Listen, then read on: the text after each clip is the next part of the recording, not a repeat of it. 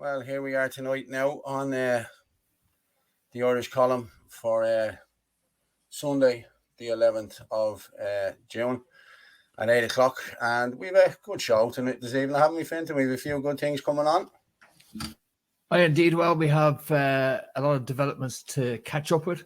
We'll be looking at the WHO and the EU and how they're working together to curtail our liberties in terms of what we can choose.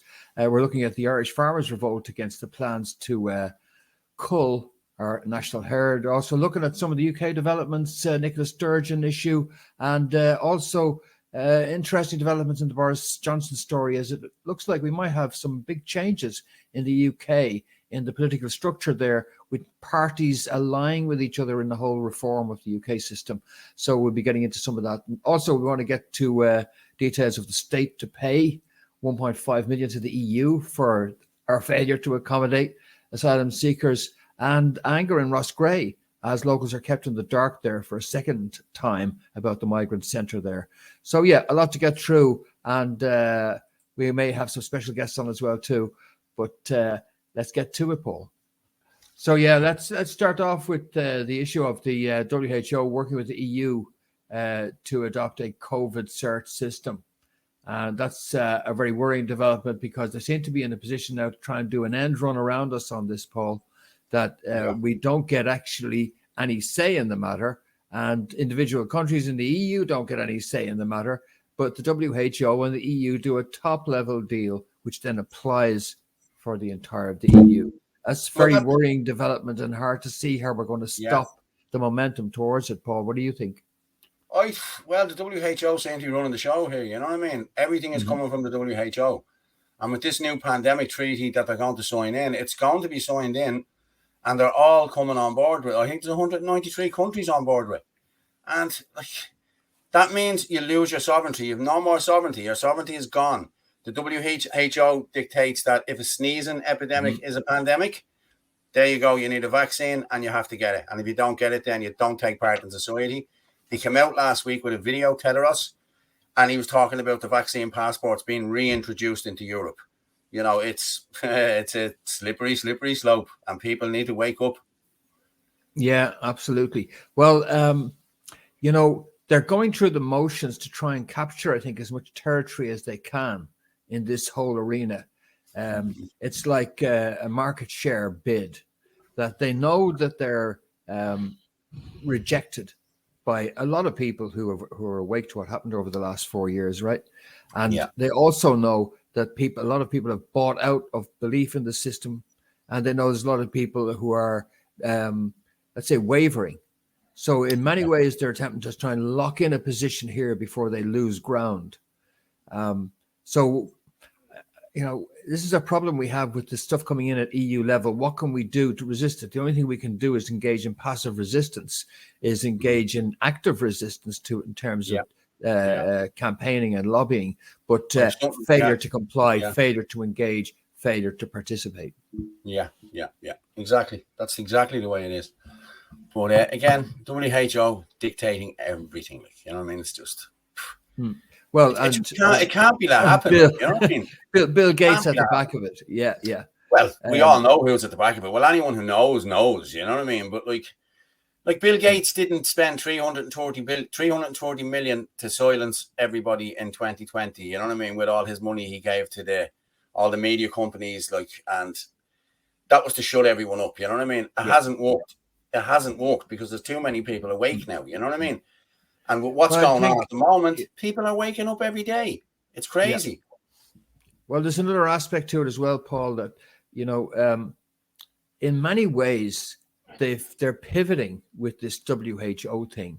I know there's a lot of focus on the pharmaceutical aspects of this and pandemics, but it's also climate change. Really, if we look at where they've been going in recent, say, the last year or so, I think it's been clear that they're pivoting so that they want to introduce climate change measures through the WHO mandate, so that one of the things they can do is declare that for climate change reasons, there's, you know, an international crisis, which which means that they can intervene. So there's a little pivot going on there. I think they may be aware, Paul, that the days have been able to intervene through the pharmaceutical route, they may be numbered, because the truth is coming out about what has happened with vaccines, and the effects and side effects of those are becoming more and more manifest and harder to hide day by day. So all these doctors that spoke out about it, that were silenced, are all still speaking out about it. Dr. Ryan Cole has come out and said that cancers are up through the roof, something like 1,200% or something like that. Cancers are through the roof since the vaccine rollout.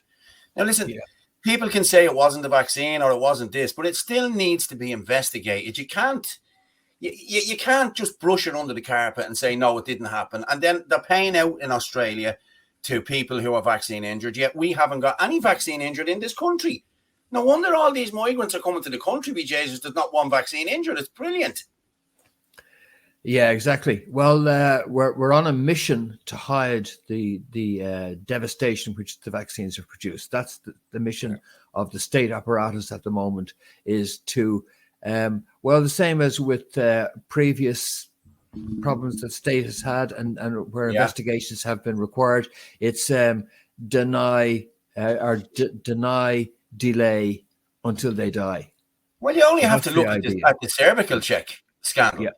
The same people who were involved in that were involved in the COVID scandal. And I don't know how the Irish women ever listened to that man again after what he did with the cervical cancer stuff. Yeah. It's disgraceful. Disgraceful. Yeah, well, that's it. It's a corrupt apparatus. The entire medicine is corrupt. And we have to look at the roots of all of that now, because we don't have a health service, Paul. No. We have a sickness service, which is designed to produce revenue for people who profit out of the sickness industry. And if everybody got healthy, there'd be no money in it. Well, that's it. So this is the problem. We have a system which has now been completely corrupted by money, where all the doctor's doing is contributing to overall ill health. Yeah. So, and entirely corrupt. It's like the Soviet Union, Paul. It sort of reminds me of all this. Yeah. It's like dealing with the Soviet Union, because it is. It like the same old top-down bureaucratic bullshit. But it's the same with everything. Everything is just forced upon us now. There's no debate at all about anything. You're talking the migrant issue, you're talking the trans issue, all of these issues are just being forced down our throat. Nobody wants them. You know what I mean? Anyone you talk to doesn't want any of these things. You know what I mean? But they're just afraid to speak out about it and say what they really want to say. But people are saying it to me in private. And, hey, listen, we know what's going on and we know what the agenda is. And this is an Agenda 2030. This is to get all of for the Green Deal. And it's going to cost something like 64 billion euro. Now, come on. For a Green Deal, for nothing. Listen, if the few cows fart, that's not going to make any difference. And that brings us on to our next topic, Fenton. Yeah, exactly. And the whole issue of the culling the herd. Well, of course, this is what you might say it's excuse me while I give the salute. This is forced vegetarianism for everybody. Yeah. And apparently now I'll have you know, vegans produce more farts than normal people. That's a fact. Yeah. Well, we also had another of the government's public consultation outreach thing, where they hand select a group of people who will then they say, oh, we had the People's Forum or the People's Congress or whatever bunch of hand-picked idiots have been spoon-fed a load of propaganda, and they came out with a recommendation that we should move to more plant-based foods, in general. Yeah. Ireland should, I've seen Littles have the crickets and the shit like that, whatever crap that is now that they're trying to push, but I won't be eating Z-bugs, trust me. Yeah, well, there you go. We have, Paul, in Irish beef, what is and should be the prime international brand for beef. We should be for beef what New Zealand is for lamb. We were. Yeah, of course. And it should be organic. And if it was all organic and grass-fed, we would command the world with that product, because how can they say? How can they say culling 200,000 is going to save anything when they're going to be shipping in another 100,000 from Brazil on boats and on trucks? And how is that saving the planet? That's just more But look, it's No, stupidity. that's And it's the same globalism. with the turf, Fintan. Yeah. Like, they stopped us doing our own turf, and now they're bringing in turf and briquettes from Germany. Where is the logic in that? There's no logic in it.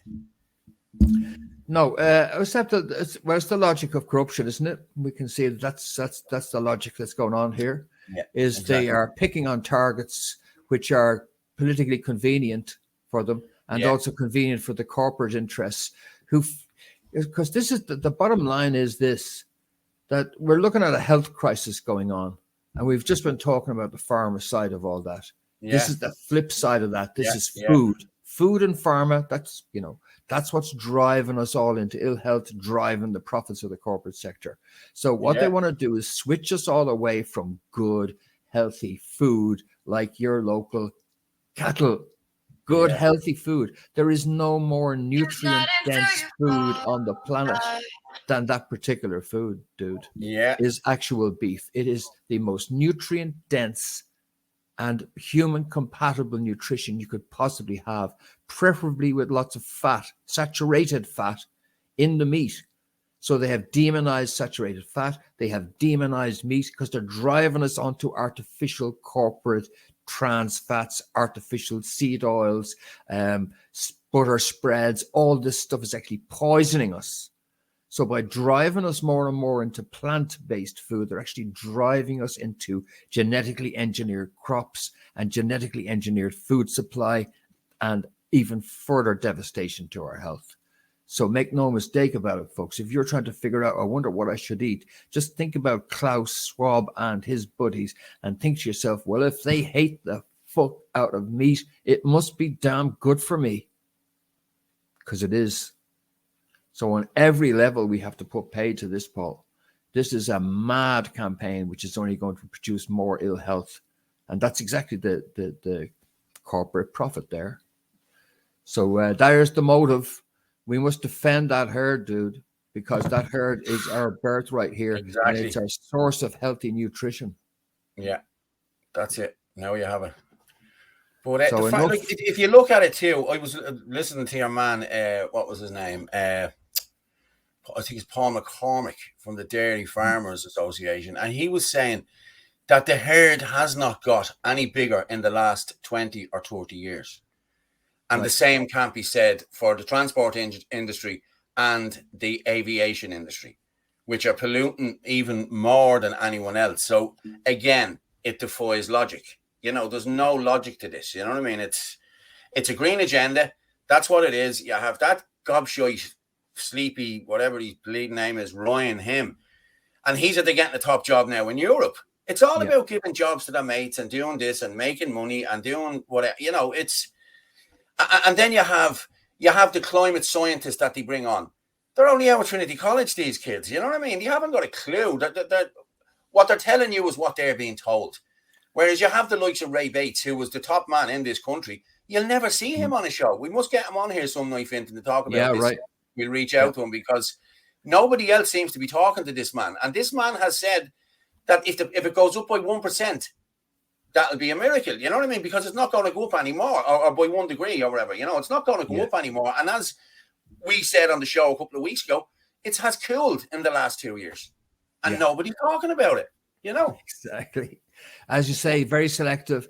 The idea of picking on the cows, like that's the most important thing, is to pick on the cows, and like slaughter them. That shows you the lunacy and the political prejudice that's built into it. Because obviously, yes, there's transport and production and the amount of waste. In the first place, we're still manufacturing cars which, become obsolete instead of manufacturing them to last and to have modular replacement parts and all that. That if we really gave a F about the entire thing, that's what we'd be doing. And it's all just so much BS. But what it is doing, however, is driving us all into ill health by promoting the idea that human beings can survive quite well, thank you very much, on a plant-based diet. No, when in never fact, gonna happen. the amount of, the problem with plants is carbohydrates. And we're already suffering the carbohydrate pandemic of the last 50 years in Western society, which is just too much carbs.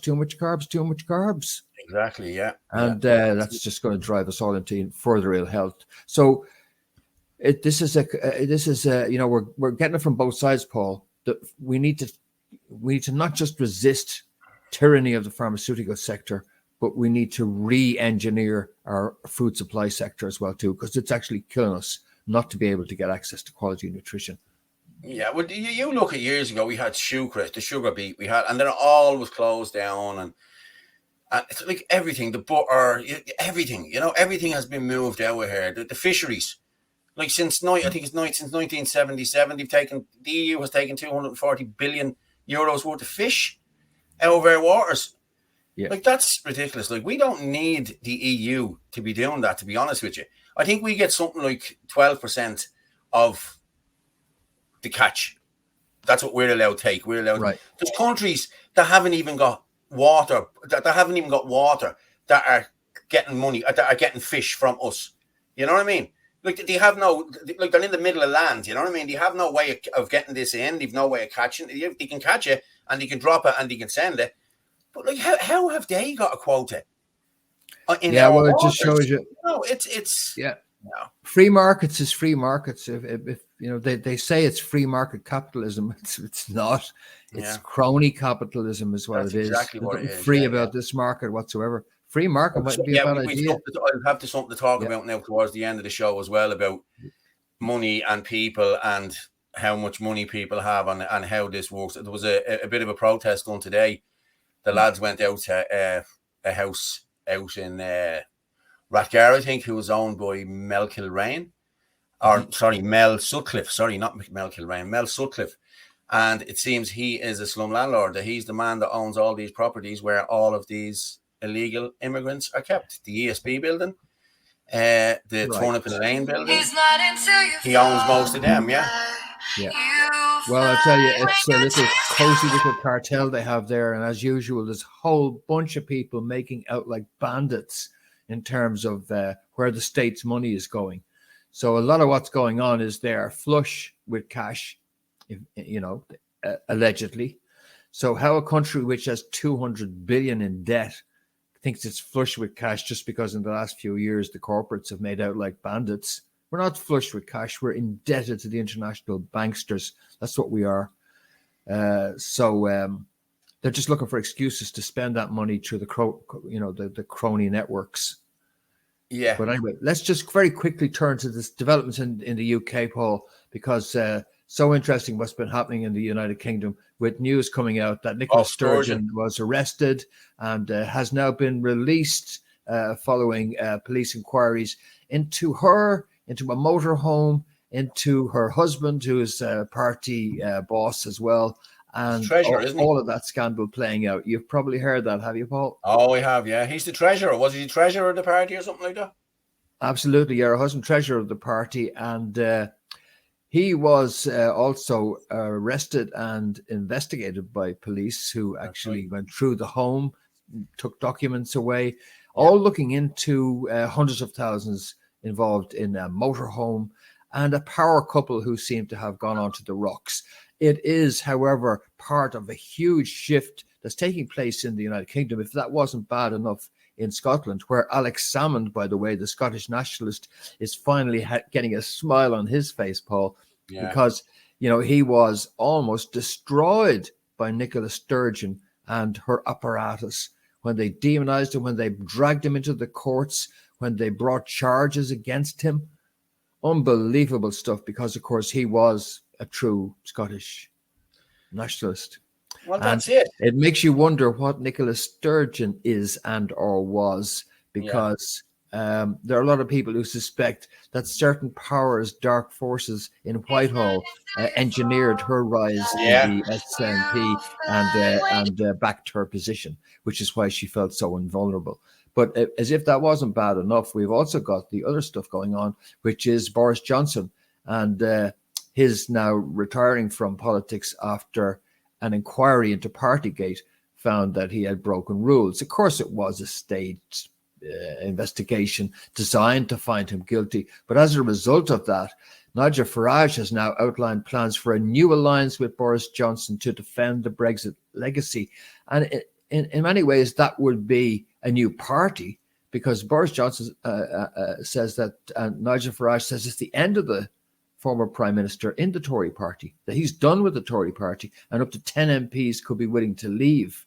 So you've also got the Reform Party in the United Kingdom, who have been making great ground, even as the Tories have abandoned the entire, Brexit momentum, which the grassroots wants and wanted. So these are huge changes taking place, and we could well see the Tory party split and a new actual anti-establishment, anti-EU party emerge in the United Kingdom, with Boris Johnson, with Nigel Farage, with others who would jump ship as well. And this would be backed by wealthy Conservative backers who'd normally back the Conservative Party, but now will be pouring money into a new structure. That could even lead us to a similar breakup in the Labour Party, where the radical left and the loony left might be just, hived off into a radical party, leaving the rest of the sort of really their New World Order, aren't they, Labour now, in place. But huge shifts where we could see the Scottish nationalism be totally turned on its head into an entirely new phase, and also British politics go through the same shift. It needs to, because unless something happens, if Labour get in under Keir Starmer's just a goon, an absolute goon. He's just going to implement NWO policy just right down the list. But they're all the same. They are, I'm afraid. They're all the same in every country. Like you look at our opposition here. There's no opposition. They voted yes for everything that was like lockdowns, vaccines, masks. They've done it. They're not opposition. There's no opposition. Then you have the likes of Paul Murphy, who comes out and spouts a few bits of crap every couple of days, and he gets a few tweets, a few hits, and he thinks that's all great, and that's opposition. Well, that's not opposition. Opposition is when you actually go in there and oppose what the government are doing. And that's what we need now. We need different parties coming in. Okay, we have Ireland Force now. We've the Irish Freedom Party, we've the National Party, we've a load of independents coming in, which we hope will come in on the channel and help, and we will help and promote them. But we have all of them people, and them people are all nationalists, and that's who we need to get together here to vote out these people that's in there and get these people in there and make sure we can make change. That's all we need to do. I know it's easier said than done, but listen, people are on the ground doing it here now at the minute. Derek Blighe is doing it now in Cork. I've seen videos, and Derek's going to come on now in a few minutes now to tell us how he's doing with the party and what they're doing. So, listen, it's all looking good. Everything is looking good, I think, But well, I'm just shown there in the United Kingdom. Oh, Boris, how it's playing out and how the political landscape is shifting. And I think that debate that's going on in the UK about, look, there's no point in complaining about these policies and about the direction that everything's headed in. We've got to start coming together, the people who are opposed to it, and do something about it, because individually we can never get sufficient momentum within the existing structures to break through. So we gotta coalesce in some new structures, and I think we're seeing this shift happening. Yeah, where the old structure, where one big or two big parties could hold it all together, is really breaking down here now. And it's a great time. It's a great time for independents, great time for smaller parties, and a great time for getting together and working with each other. So, definitely, Paul. Brilliant. Yeah, I'm loving it. But as I said, we'll have Derek on in a few minutes just to chat. We sent out, what happened was we put out a thing for the three leaders of the Ireland Force, the Freedom Party, and the National Party. We sent it out. Herman had something else on tonight. Okay, and Justin Barrett, I was very late getting to him, to be honest now. So it wasn't his fault he wasn't on, but Derek is definitely coming on to have a chat. So please God, we'll have all the others on again to have a chat. You know what I mean? Like, as everyone is welcome here on the Freedom Network, because it's the Freedom Network. Free speech, free thoughts, whatever you want. It's all free on the Freedom Network. Only way to do it. And happy to talk to people who disagree as well too. But you don't usually get that because people are sort of in their silos and they don't engage. All the political development is, well, I'm as optimistic as you are, Paul, because I think that what we saw in the 60s was a leftist revolution, right? And that was designed to tear down structures, many of which needed to be torn down, so archaic. So fair play, whatever happened. As usual, everything goes way too far in one direction, especially when the New World Order get on board, and then they start to leverage that into using it for political power. So what's coming now is different. This is not to tear everything down and burn everything down to petrol bombs and all the rest of that. No, this is a revolution coming from the right. What do people on the right want to do? They want to build things that last. Yeah.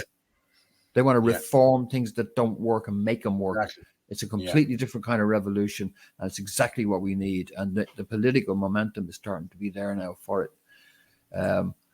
Some of the other stuff we wanted to get to, of course, was that decision to pay 1.5 million to the EU for failure to accommodate asylum seekers. 350. I think it's 20 grand each. 20 grand each. Come on. Like, who? What sort of clowns are running this blatant clown show? Let's be honest. Like, this O'Gorman fella, look at him. He's a clown.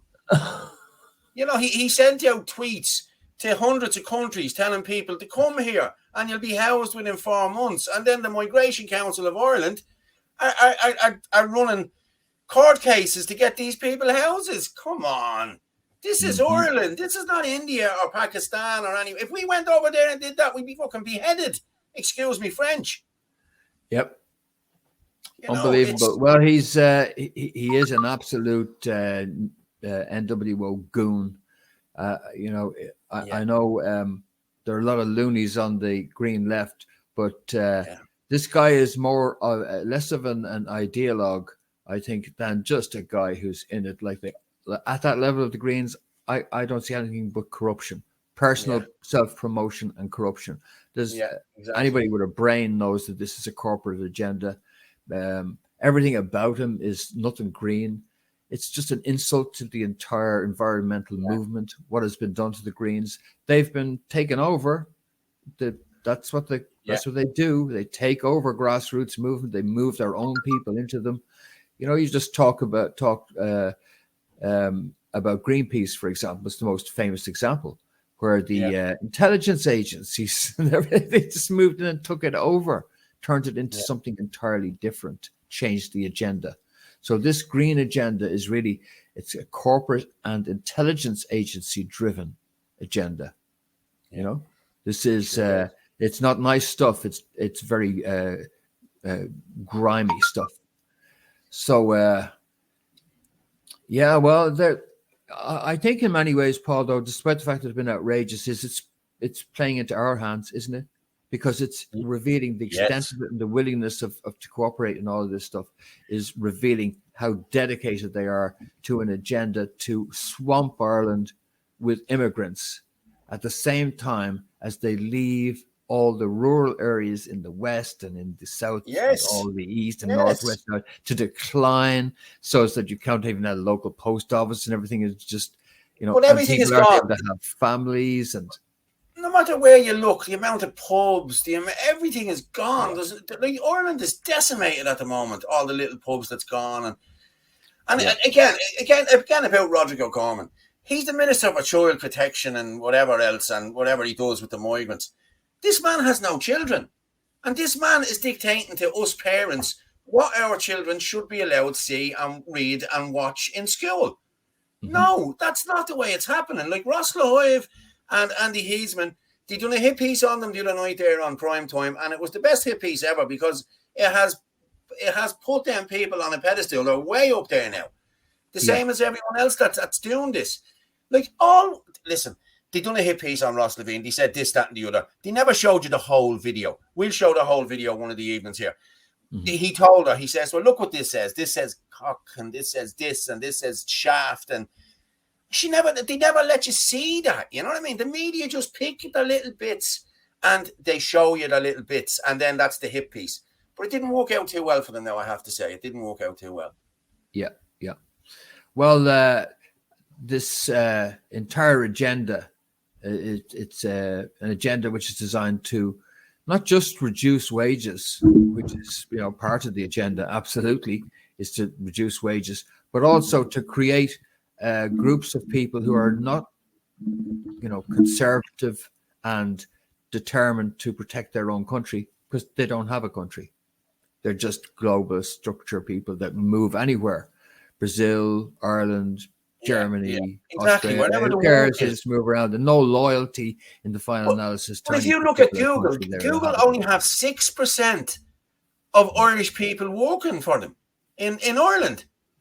Like, come on. It's no wonder the house prices have gone through the roof. And like, my friend lives around the corner here he lives around the corner from me. And his next door neighbour is at the selling the house, I think, for 500 grand. Jesus Christ almighty. Now, don't get me wrong, it's a beautiful house. But there's no way in the world it's worth 500 grand. But that's how much they've inflated everything, and nobody can buy a house. Nobody can rent a house. People are dying on the streets. 20 people died on the streets since January, and one of them was a 17-year-old kid. And this government are doing nothing about it. They're just leaving them. You know, our people are intense. And like, we went out to Dalkey last week and put out a migrant centre. We put out our own little tents. You know what I mean? The people came down and asked us. I said, well, this is how easy it is for us, for migrants to come out here on the train and set up a tent. And that's how easy it is. Oh, we never thought of it like that. I said, well, now you should think of it like that. I said, because that's the way it is. These people are only a train ride away from where you live. And that's when people start waking up and saying, oh, Jesus, them far-right racist conspiracy theorists were right. You know what I mean? But like, it's no good when it's too late. Mm-hmm. When children, like, there's 2 kids gone missing in the last 2 days that we don't know anything. We don't know any more about it. When did that ever happen in this country? It's ridiculous. There's just too many people in the country at the minute that we don't know who they are. Okay, we just don't know who these people are. 60% of these people coming into the country have no passports. Why would you lose your passport unless you had something to hide?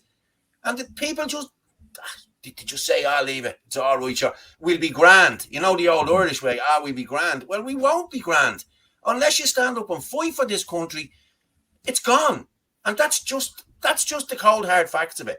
And there's a lot of people standing up now. They go to marches, and they're true patriots. Yet they're being tarnished and told, oh, far right this and far.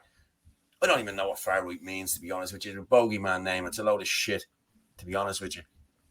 Oh yeah, well, it's an interesting term, and when you realize that it is just a term to misdirect you, because the reality is that we're not far anything. We are the radical new center.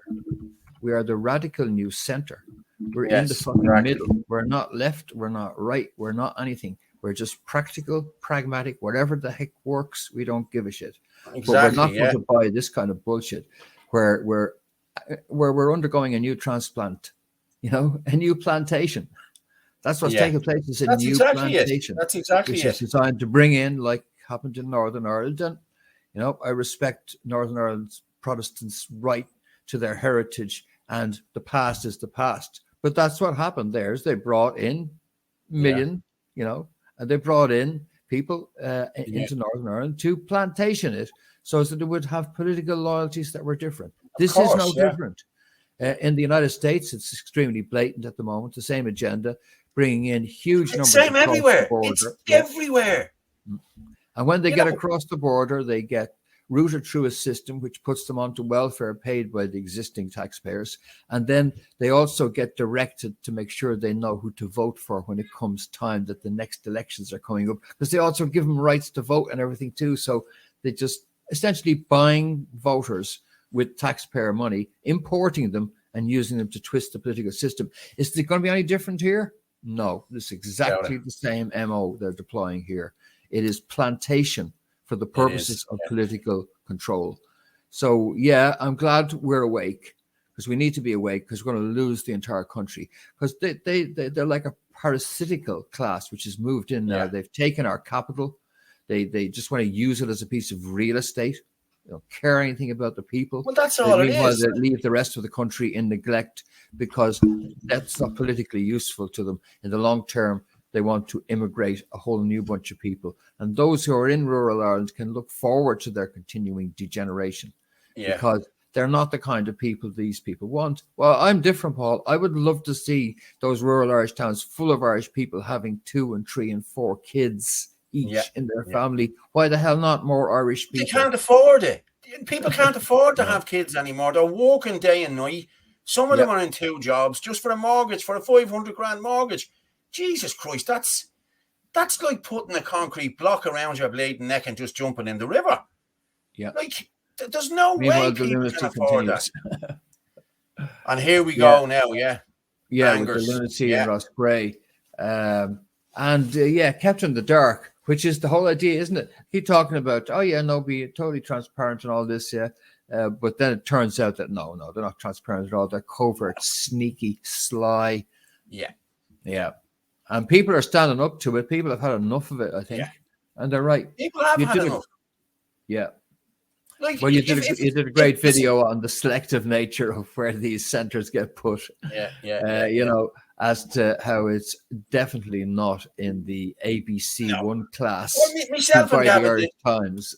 Well, myself and Gavin did that documentary last week, and I have to say it went down very well with everybody. Like it's over 60,000 hits, I think, at the minute, and that's without Sheridan and whatever, and people holding on. It was brilliant. And then as we said, we went out to Pat Kenny's and we sat with Pat Kenny, and we went out there, and that's how quick. We done the migrant thing and the whole lot. Let them know how quick they could come out there. And listen, the people got a little bit of a fright, I think, out there. But hey, listen, it's good enough for them.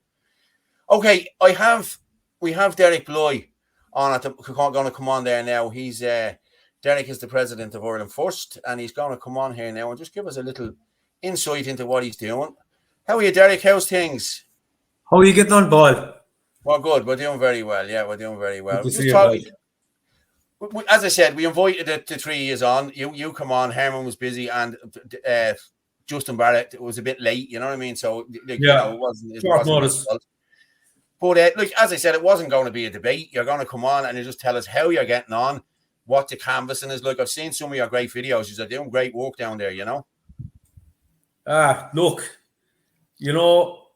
we were expecting kind of hit and miss. Who are you? Tell us a bit about you. But we were blown away. Yeah, the first day we were out, it was funny actually, because we started in my hometown in Mitchelstown, and we went right to the edge of the town, and we started at the very, very first estate. We walked through the first estate, and the first few doors we were getting kind of blank stares, and there was a lot of non-Irish in the estate. So we did get a lot of thumbs up. We did get a lot of support, but it was about 50-50 right in the first estate. And I remember I said to some of the lads, look, it's not too bad. The second is unbelievable. I couldn't believe the reception we got in Mitchelstown was top class. People were literally running out the doors to us. Oh, I've seen you on Facebook, and I've seen you on Telegram and YouTube, and I watch your stuff, and I think it's brilliant what you're doing. I support Ireland First. You don't even need to ask me for your vote. I'll give you my number one, no problem at all.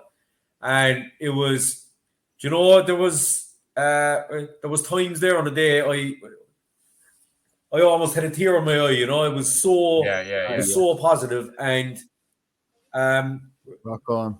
We've been out around Mitchelstown now a few times. Right, we've been up in Cork City twice now already, and it's just more the same.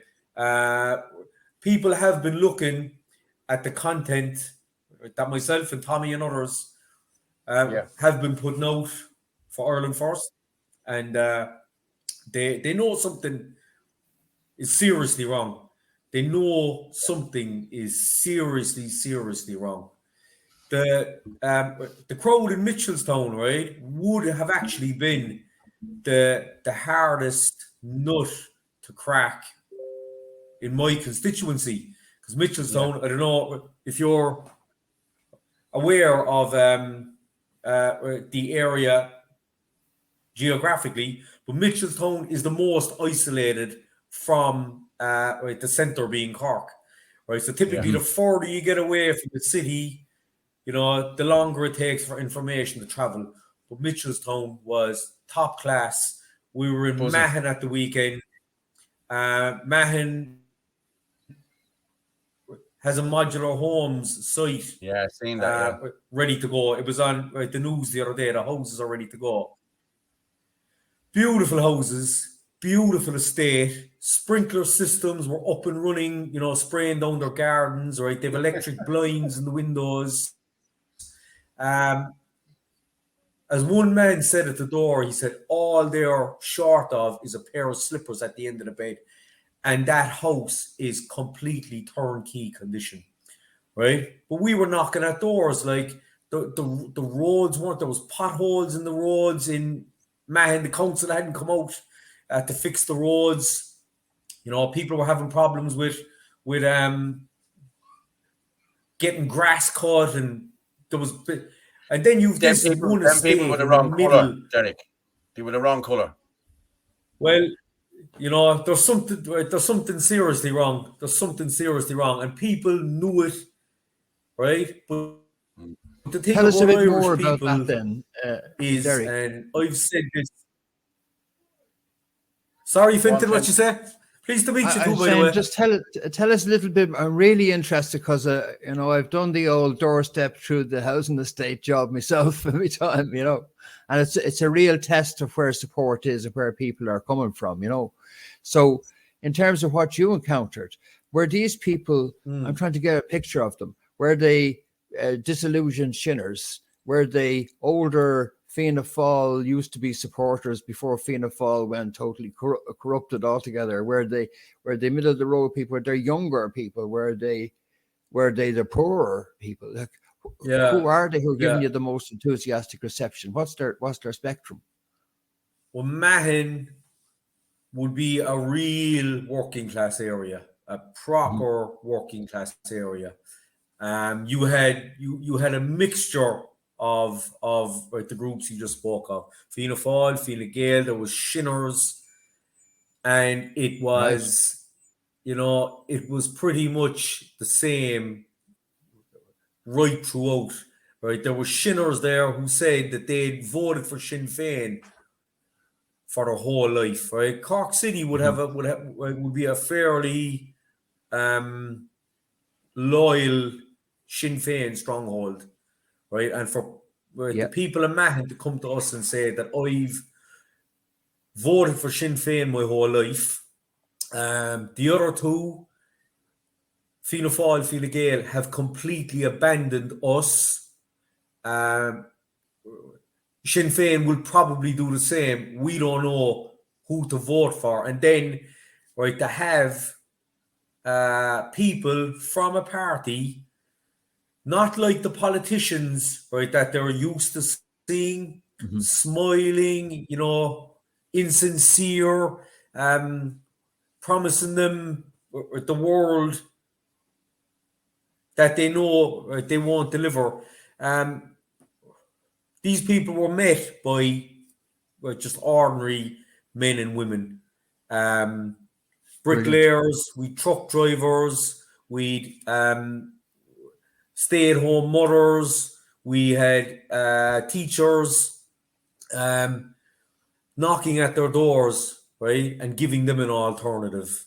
And, you know, fantastic. Even we knocked at approximately 500 doors on Saturday. Approximately 500 doors. That's a fairly good guesstimate. Yeah. We had 3 negatives. 3 people refused our flyers and handed them back.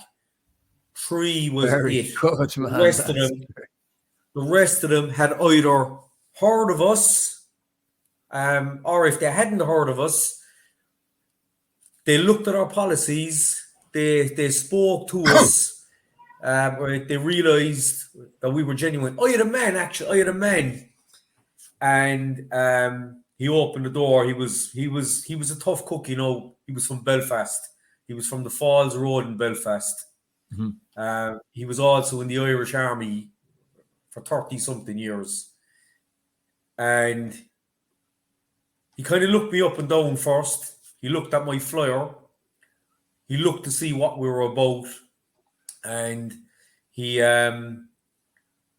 started asking me the tough questions, because he thought he didn't know who I was. He kept me there for 15 minutes and he grilled me.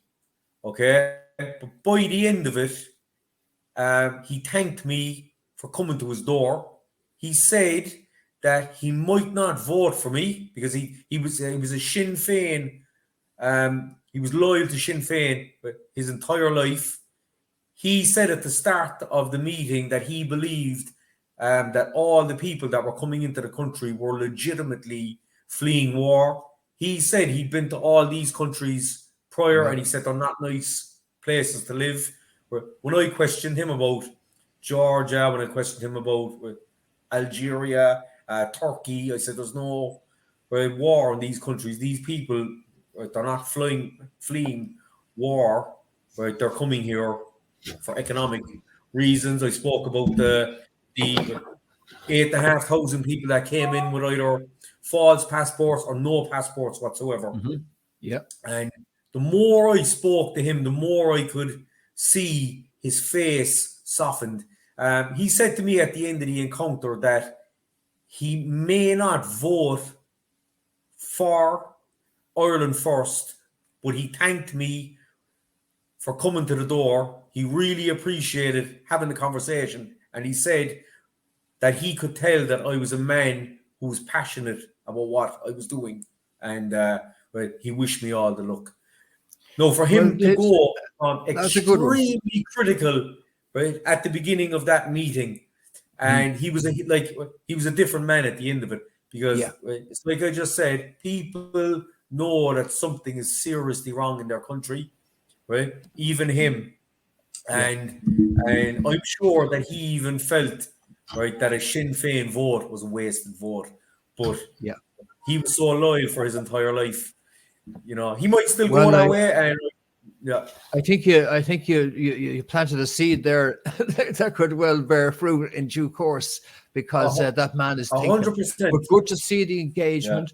Good to see that it was cross-party. There's just so many people disillusioned with the system, and needing an alternative message, which you're bringing to them. And also good to see that when you could go toe to toe and face to face with somebody, that you just came across as a genuine person. That's the acid test on the doorstep when you're dealing with people, is that you're approaching them in a genuine way and not as a political slick suited political operator. I've seen the Fianna Fáil, Fine Gael, a sharp soup brigade, as they canvass, and it's just a joke, because it's all top down politics controlled by party HQ and the corporate international agenda. Whereas you're going toe to toe with grassroots there. Great to see the disillusionment with Sinn Féin too. But go ahead, Sorry, Derek. You're like myself. You were sitting there and nothing was happening, and you thought someone has to do something here. I did the same when I joined the Irish Freedom Party, and now I'm not with the party anymore. I've taken back the candidacy. I'm not going as a candidate anymore. It's not due to any arguments or any crap like that. It's just I have some family issues that I need to sort out, you know what I mean? And who knows, we don't know whether I go back or I don't go back, you know what I mean? But at this moment in time, I'm going to step back for a while, but I'll still keep doing this and doing what we have to do to get the word out, you know what I mean? I wanted to ask you as well, have you candidates in other constituencies, Derek? Yeah, we have, we've candidates. We've got about 13 candidates at the moment. Oh, brilliant. We're not announcing them yet. We're just going to try to build up support in the areas first. The come-ons, We don't want to tarnish. We don't want to tarnish their opportunities by releasing their details too early. You know how the leftists work now. They'll try anything to destroy someone's lives. I've announced myself as the East Cork candidate, just because I have no fear of leftists. I have no concerns. They can, No, they don't intimidate me. Yeah, good man yourself. That's why we need you back, Paul. I know you said, or you stepped back from the IFP temporarily, but we need you back on the scene again. There's a certain mindset. There's a certain type of person can take on this role, and like if you've got the backbone, like to face these people down, then yeah, we're going to need you. But we've got about 13 candidates at the moment. We may run all of them. We may not run all of them yet, but we're building them up. We're getting them to start getting busy themselves, right? And we're going to start canvassing their areas. There's East Cork there, yeah. We're going to start canvassing their areas and build up support for them right before we release their names. And we're always taking on more candidates. We're getting emails all the time from people. Anything we can help you with. Anything we can help you with, we'll help you with. As we said, we're going to promote. Yeah. We were promoting the Freedom Party for a good one, okay? And people said it to me last week out in Dalkey, like the Freedom Party and the Freedom Network is one, isn't it? And I said no. I had to explain it to them. So we had to sort of step back and put out a statement on Thursday saying that like the Freedom Party had exclusive rights to this, but now everybody is on board with the Freedom Network because it's the Freedom Network. It doesn't matter what you say or what your opinions are. If you're running for election, whether you're in a party or whether you're an independent, we will support you and we will put out your word, and you can come on here and talk anytime. That's the policy. That's the way to do it. That's what people need, That's what people need. We need the coverage. The mainstream media absolutely. The mainstream media have completely abandoned us, and they've completely abandoned 75% of the population. And we need to become the media. We need to take that from them, and we're doing a fantastic job of it at the moment, anyway. And fair play to yourself. Well, that's what we did. That's what me and Gavin did last week with the documentary thing we did on D4 and out around that way, Dalkey. That went down a tree, as I said earlier. It went down a tree, and then we went out there and we put up our own just to let them see how easy it is for it to happen. And I think it was a rude awakening for them. You know what I mean? I think it really was. And then they tried to do the hit pieces on everyone on Wednesday. Brilliant. Yeah. It was brilliant, I have to say. It has soared them, has excelled them into the sky now. That's how big they are now. You know what I mean? Andy Heisman and Ross Lehave, yourself, Ferg. Jesus, Ferg is like a star. Ferg is Ollie Rolls.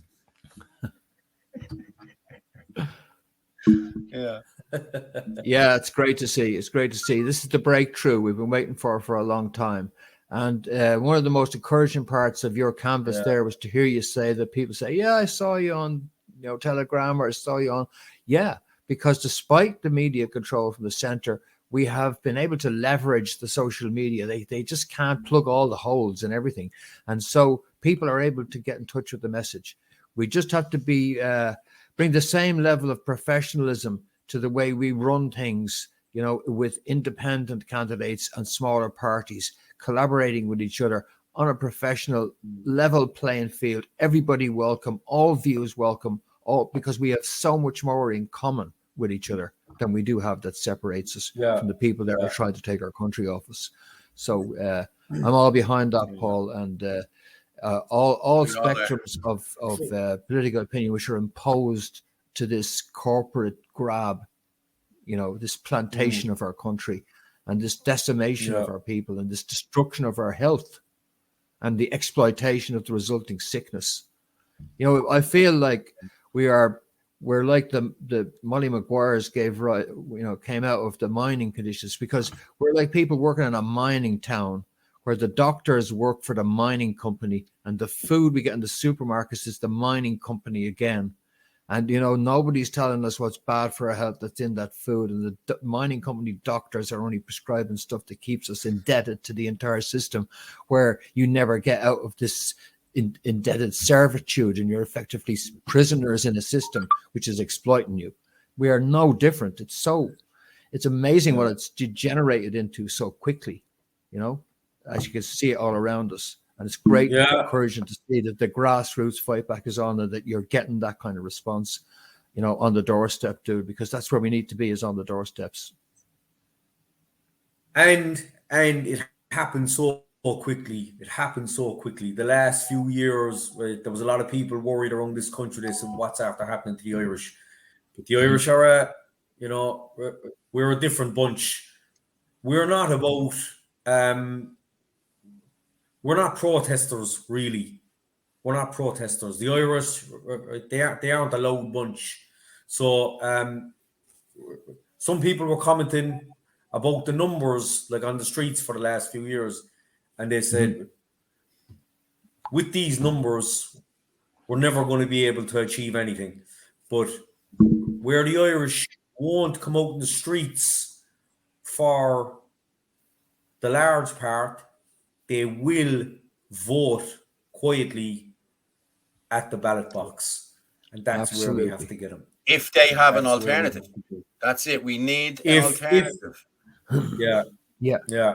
Now, standing in our way of doing that, is they have rigged the political system, because there was a time when, say, Sean D. Dublin Bay Loftus was a political candidate, and Sean Loftus had changed his name to Sean D. Loftus was his name, changed his name to Sean D. Dublin Bay Loftus, because he was campaigning on the issue of Dublin Bay.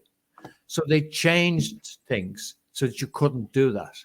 So that independent candidates couldn't put down their political perspective in a word or two, as in Ireland for Irish, and put that against your name when you're running forward. So they're trying to make sure that independent candidates and new voices can't emerge. Because if you want to try and put, Ireland first on the ballot paper, you're going to have to, have commons. You're going to have to be approved by the Dáil registrar. There's a whole bureaucratic system standing between your way and registering as a political party. So they're stacking the deck in favor of the existing brand identities that are established there deliberately. So we have to work very hard to establish brand identity, to get that brand identity across to people, and that even though we can't brand it on the ballot paper, that when you see Derek Blighe on the ballot paper, that's the dude, all right, because he's part of this, network, and you know that's our candidates, So a lot of work in order to do that, though, because they're trying to stack the deck against us. But like at the doorsteps, how you do it. So rock on. Yeah, but that's where social media comes in as well. We build the brand with social media, because for the most part, people are coming home from work. If they're not watching TV, they're doing this, right? And they're looking at, Facebook or whatever. And, it's things like what Gavin Pepper was doing up in, what was that area today? Rathgar, he was at Mel Sutcliffe, We're going to talk about that in a minute. Stuff like that is very important. It's very important to call these people out. But what it is also is it's very entertaining. It's very entertaining. So people are looking at that on Facebook and Twitter and Instagram. And even the people, that aren't engaged with the political side of things will still look at that because it's interesting. And when it comes to voting time, if Gavin or, Paul or myself or whatever candidates, have represented ourselves well enough, like on the social media screen, and produced content that keeps the viewer engaged, then that's, that's a good part of the battle. So, Trump did it in 2016. He used social media to get elected. And that's where we are now. So we have to do it intelligently. We have to do it coherently. We have to be polite. I'm saying this to people. I'm saying this to our candidates. You have to be polite to people. You have to know your argument and present it well, and you will get Irish people, because Irish people are different. We're not the same as like American people. We're not the same as French people. You have to go about it in a particular way, And look, we're having great days out. You know, canvassing. I never thought, right, it would be so much fun because the laugh we're having at the door with Cork people are great. They're fantastic. You could have a laugh and a joke, and even the canvassers were having a great time all day. And people are looking at us. We're walking around their estate smiling and laughing. And my brother Tommy there, you'd hear him before you'd see him coming. Yeah. You know, laughing like me. Yeah, exactly. Yeah, and you know, it's a great day out. We'll be up in Westmeath though soon. We're going to start canvassing in Westmeath, and we're going to start hitting Dublin as well soon. We've a bit of work to do around the country yet. But what I was going to say was, I hope that with the other parties, with the Irish Freedom Party and the National Party, that there can be some cooperation between them. Yeah. If the Irish Freedom Party have a stronger candidate in an area, we have no problem in pulling our candidate. We have no problem. Yeah. Because we have to look at the bigger picture here. We have to look at the end goal here. Yeah. The more nationalists we can get into government and form a voting bloc and support each other, the better, right? Yeah. And whatever becomes of that bloc, right? Who knows? A lot of people might leave Ireland first, right, and go to the National Party, right? Or they might leave, right, and go to the Irish Freedom Party, or vice versa. We don't know, but we all have to support each other and coordinate with each other now, right, to get as many nationalists in the power. Yeah. And what happens after that, right, is the next. Well, you look at it. Even if we got 6 people in, just for figuring 6, if a lot of these, but a lot of these votes are only by 1 or 2 votes. Whereas if we had 5 or 6 people, even 3 or 4 people in there, we could upset the apple cart there. You could get laws taken. You know, we could. You know what I mean? And that's the end game, the big picture. Well, there's a sort of a big move on like that at the moment. I mean, I think the establishment are aware of this too, that there is this huge hole in the political system that's not representing the people we're talking about right now. And they're aware of that too. So we've seen recent moves for them to try and like paint themselves as farmer friendly, you know, because they're quite aware of the rural threat. Because they're not farmer friendly at all, you know. So they're aware of this issue. But there's the independence issue as well. And the independents talking about a new party.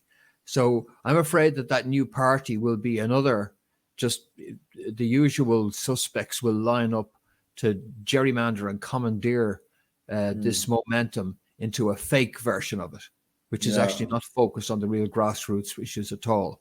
So I think we're going to find ourselves going up against a fake version. So on one hand, the independents have to be part of our strategy, but on the other hand, some of them are a poison chalice that would just lead us into a fake movement that wouldn't achieve anything. Stuff that's actually happening to a degree in the Netherlands at the moment, for example, with the Dutch farmers, where we're just having difficulty actually translating it into real grassroots teeth as opposed to more fakery, you know. But the independents surely as well have got to be part of our strategy in order to have that same level of alliance with true independents who are not going to be, you know, bound by any structure, but will actually represent their own people. If we can selectively, you know, coalesce with independents who are on our wavelength, then, you know, we could get quite a broad church there that could transfer votes to each other in our PR system. Yeah. That's where we'd really, a big win. Yeah. Well, that's what we need exactly. to do. Make some sort of a pact or whatever, you know? Yeah. We've reached out to a few and we haven't heard much back yet, but look, we're a bit away from the election date, you know. At least you're reaching out. We are. But I think if we can create this broad church, this is our challenge, to create this broad church that lots of people feel that they can participate in it because there's a cooperative momentum behind it. You know, as long as it's focused on the people who truly are on our wavelength, and not that those gears don't become ground up with the dirt of people who are not actually really on our wavelength. But as long as we're a bit selective about it, we could like just help create this broad church. Some of that might flow into our own parties, you know, that each of us are allied with, or whatever, you know, some of that interest. But some of it may remain independent. We wouldn't mind that either, because there are potential transfer votes in and out or whatever, as long as we all say, you know, we get that nationalist voice speaking. Yeah, exactly. Yeah, no, you're right. Right, I mean, move on. Can I just, as I was saying earlier about Mel Sutcliffe, that's where the lads went there earlier today, and I'm just going to show you who this guy actually is. Like, you know what I mean? Mel T. Sutcliffe. There you go. Quanta Capital. That's him there. He's a bit of a shady looking character, isn't he? Ah, he's an evil looking fella, isn't he? He's like a Bond villain or something, isn't he? Yeah, that's what money does for you. But this is him there. He's the founder of Quanta Capital and Quantum Supremacy Fund. And this guy owns the ESB building. He owns here we go. Look, Phil engaged in insider trading at CNC. This is in 2022. He's buying the Docklands, Ugrove, the Burlington real estate closing in on 29 million deal for Carisbrooke House. Now, Carisbrooke House, I think, is the old Israeli embassy as far as it looks like it, because we were there last week. Okay, and that's what that looks like. 29 million deal for that. And then Capital Oils, Colony Capital, he's part of this as well. Jesus Christ, this man has fingers in every pie. You know? No wonder he doesn't want migrants over his side of the town. You know what I mean? Well, he's famous now. We'll put it that way. Oh, he is famous now, yeah. Well, this is a video from outside of his house. And this is 2 hours ago, 14 views on the video.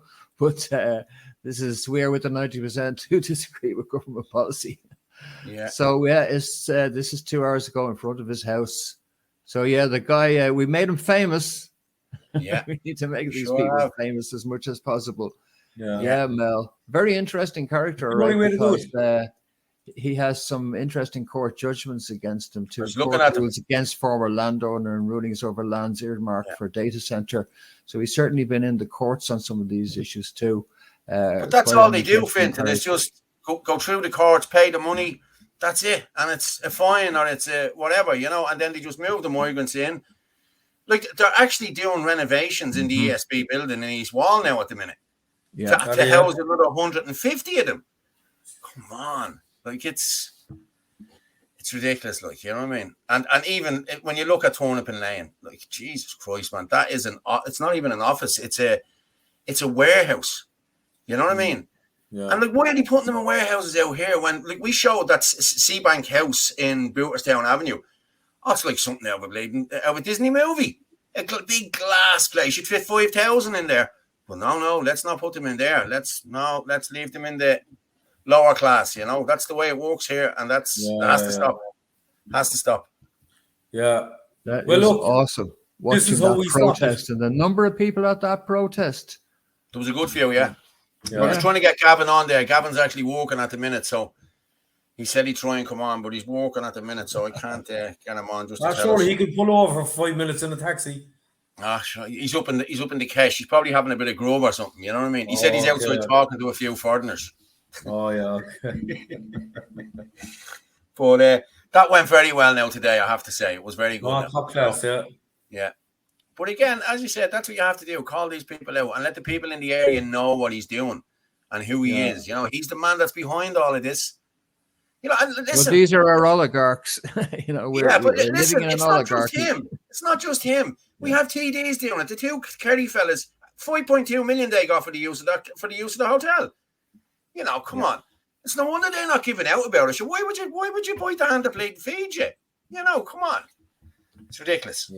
Yeah. Well, they're buying our country. They're using our own money to do it. Yeah. Oh, yeah. It's a great system, all right. We have a couple of lads in Cork now as well that are doing big business with the government now. They're hosing a lot of these guys. What's it? Donald O'Brien and Daniel Finnegan. Funnily enough, both of these guys are from the same village. It's just outside of Mallow, and one guy, Daniel Finnegan, he put a couple of hundred migrants into St. Joseph's Convent, which is on a school grounds. There's 4 different schools on this ground. The migrants have to walk in the gates and share the entrance with 2 creches. I've seen it. Did you do a video on that? Yeah. I think I've seen your video on that. Yeah. And there's a secondary girls' school and there's a primary school as well. So this area is full of school kids, right? And this guy put a load of migrants in here. He's also doing it up in the city, right, on a place called Gerald Griffin Street. He's putting a couple of hundred migrants into a building, right, that shares space with a school. These guys are going to be looking out the windows at primary age children, right, in the playground. The guy then, Donald O'Brien, he owns the building up in Clare. That was on social media recently. He owns that one, and he owns a few more buildings around the place. And some of these guys are making money hand over fist with this, and they think, right, that they're being great entrepreneurs, right, by signing up to government contracts, but they're basically just big welfare artists, really, Prostitutes. Look, they're not doing themselves any favors in the long run, and maybe we need something like that down here in Cork as well. Go to their houses and show them up. Well, there you go. We can do it, and I'm sure Gavin will do it. I'm sure we can arrange that. That's no problem. Yeah. Call them all out. There's a lot more now going on behind the scenes about money people and everything else. So you can watch this space because that'll be coming out the next week or 2 as well, I'd say. Yeah. But the good thing about this is as well that the protest happened up in Dublin, late last year or early this year. It gathered an awful lot of support, but what we realised was the government don't really care if you protest. Yeah. It inconveniences them. It inconveniences other aspects of city life, but they don't really care, right? So this is how you evolve. The protesters, right, have now learned that they have to take it to the doors, of the guys that are profiting from this. And this is the next step. And, if this works, if this doesn't work, we'll move on to something else. We'll move on to something else. But you can't give up.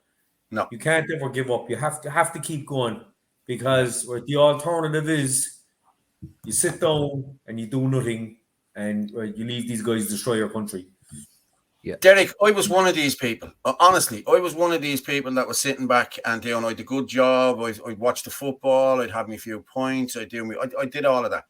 And then COVID kicked in and I was on board with everything with COVID. I was wearing a mask. We were washing the fucking bags. We were doing stupid shit. And then I started reading up about stuff and I got to see different information and I started telling people the truth. And I fell out with hundreds of people. Well, I didn't fall out with them. They fell out with me. And that's on them. I don't really care. They know there's something going on now. And they know how bad it's after getting. And they're saying to themselves, well, Fitzy was fucking right. But none of them would ever tell you were right. Because they're so far in this. They have so much in the game here on this. They can't come out of it. It's cognitive dissonance. It definitely is. It has to be. You know what I mean? And we spoke about this on the show a while ago. I don't know whether you went to college or not. Did you, Derek? No. Okay. I didn't either. But what I'm seeing is a trend of people, all of these people who are out marching against us and doing everything against us, all these people went to college. Yeah. And I'm seeing it's indoctrination. Now, listen, my own family, none of my family went to college, but I mean, me missus and the whole lot, they all did. And these people can only see one thing. That's it. The government are always right. The government would never do anything wrong on you. Like, wake up and smell the blatant coffee. The government are here to take whatever they can from you. And they're drip, they're chopping. with the trans rights stuff, that's being rammed down our throat. The migration stuff is being rammed down our throat. There's no debate anymore. Everything is just rammed down your throat. If you don't like it, lump it. You're a far-right extremist. Yeah. Well, I've had enough of that shit now. I'm not listening to that crap anymore because that's not who I am or who you are or who anyone else is. And we are winning this. I know we are winning this because you know we're winning it too, you know? Yeah.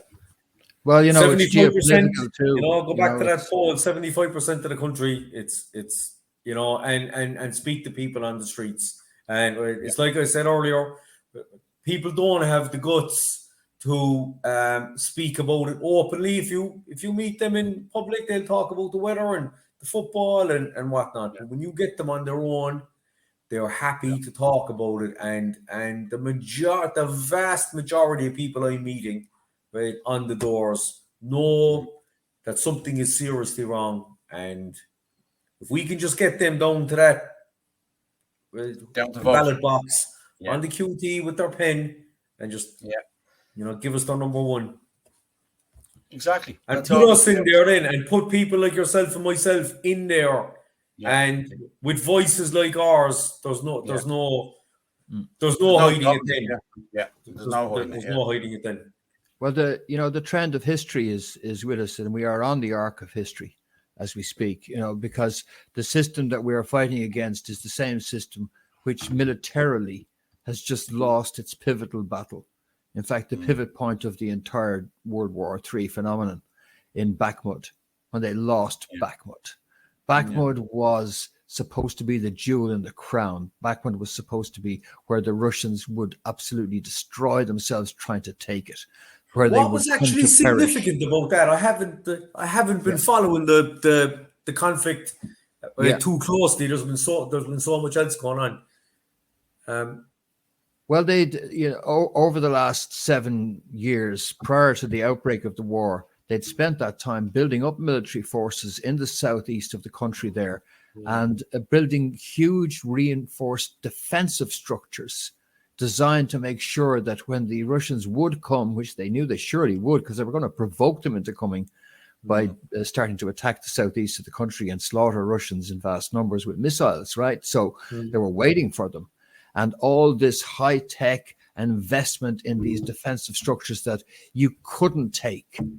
Well, it took them a long time. The Russians were in no particular hurry to do it because they wanted to minimize their own casualties. But that has been the pivotal battle of this entire Ukrainian conflict over Bakhmut. And in the last few weeks, they have taken the final smoldering remains of what used to be Bakhmut into Russian hands.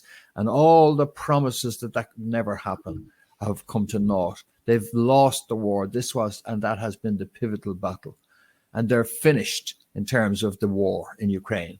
They've now definitively lost it.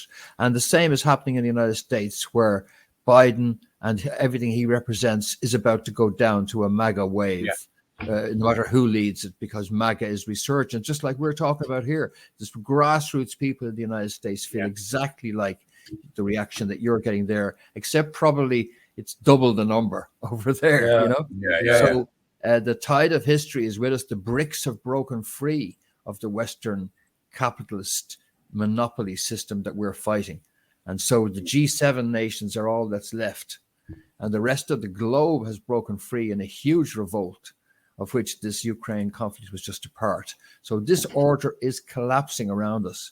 So it's only right, and it's natural that you're getting that response, because we are the coming wave for the system. Powerful and all as it seems at the moment, it's dying as we speak. And we're seeing the evidence of that on the doorsteps now. People just disillusioned and looking for proper answers. They're bloody well entitled to, because this is just corruption. Yeah, I was looking at it. Sorry, like you said earlier. It's like you were talking about earlier, right before I came on, that some people are looking at this and they're stressed out. They're saying, "Oh, what's going on?" But it really, really is a fantastic time to be alive, because what's happening today is going to be written about in the history books. And we're right here in the middle of it. And You know, the more you say about what's going on today, the more you're going to be remembered going forward. And the more you keep your head down and, you know, leave it all pass you by, it's a shame, really. But at the same time, it's a fantastic time to be alive, and I'm glad that I can be here to show my sons that I can stand up for their future, and, you know, Paul Brilliant. too. You know, so. Well, I'm the same. I done this for the kids. Everything is for the kids. Yeah. Like I'll be honest with you, Derek. My eldest is 10, so I was 44 when I had like, I'm 54 now. You know what I mean? I didn't give a shit about life up until the time I was 44, and then I had kids, and my whole outlook on life changed.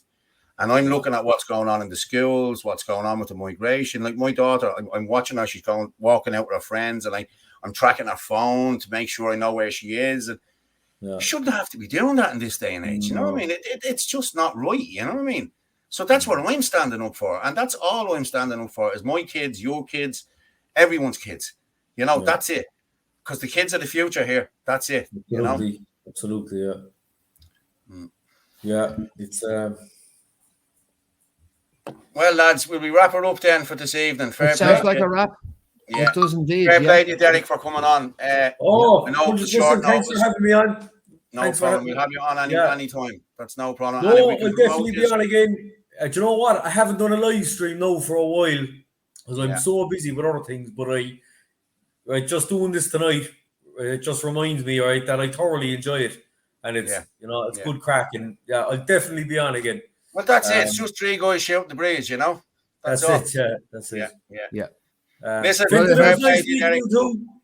it helps to keep people informed. You know what I mean? It's great to hear what the reaction that you're getting on the ground and on the doorsteps, and that's something that people are you know, they like to hear about, and I like to hear about it. I'm very encouraged by what you've told us tonight, Derek. And fair play to you for what you've done so far.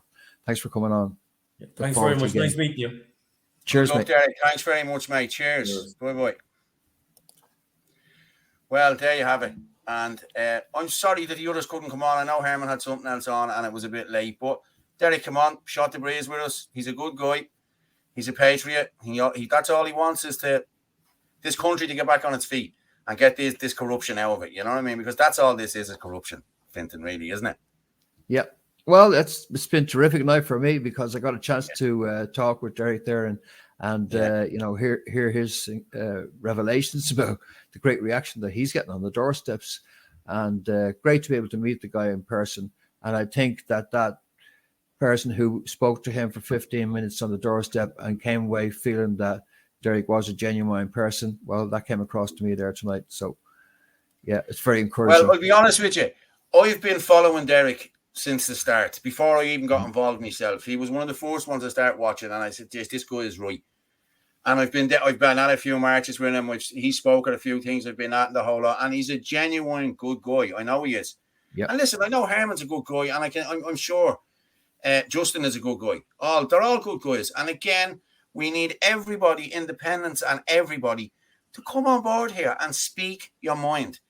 We'll invite other politicians on, Social Democrats as well, but you know they won't come on. But I'd love to have Gavin Pepper, say, debating Paul Murphy or debating Richard Boyd Barrett, or that'd be gold. You know what I mean? But you know they're not going to come on. You know they're not going to come on because they know they're wrong. In everything they talk about, they're wrong. Like the 39th Amendment, here we go. That's just to take your house. You know what I mean? Your ma's rattling around a 4-bedroom house, your dad's dead. Let's put her in a home, or let's put her in a 1-bedroom flat, and we'll take the house for. They'll shrink the market now. When this all collapses, you'll buy that house for 100 grand, and the government will step in and take it. That's the plan. But people are so in their own bubble, they just cannot see the bigger picture. You know, the big picture is the green agenda and total domination and all this shit. It is going to happen. That's what they're trying to do. You know what I mean? And this WHO pandemic, all the cancer scares, all of this is all just thrown out there just as distractions to people. It's all about optics. That's all it is. Keep you distracted. Ukraine is going to fall, as you know, it already has. And it seems Mel Gibson is bringing out a 4-part documentary about child trafficking in Ukraine. So the talk on the street is now Mel Gibson is going to get roasted next week that he's a pedo, he's a this, he's a that, in order to discredit him before this comes out. But hey, Mel's one of our own, I think. Yeah, well, anybody who is like radically different and has their own individuality, and Mel certainly has that. You know what I mean? Yeah. Wherever you think of him, he's not a cardboard cutout person, and that's what was encouraging about the discussion we had there tonight. Is it's all real and it's about real issues that are affecting people. Yeah. So it's a great time to be doing this. If we can create and people can come on board in order to openly discuss and debate, that's how we can get progress. That's exactly it. And maybe we won't get some of the hardcore people who would be too embarrassed by having to have a proper debate, right? But we will engineer other debates where these viewpoints we can be married up against each other and a bit of rain checking done to make sure that so-called facts are actually facts on which a lot of this bullshit is based. So, we'll provide the open platform. Looking forward to doing that with you, Paul. And thanks for organising tonight. Thank you very much, Fintan. It's been great as per usual with you. You're a good host, I have to say. You know your shit. But nice one, listen, dude. Everyone, thank you very much for listening tonight. Thanks to Derek and thanks to Fintan. See you all again. Good night. See you again, Phil. Bye Bye for now.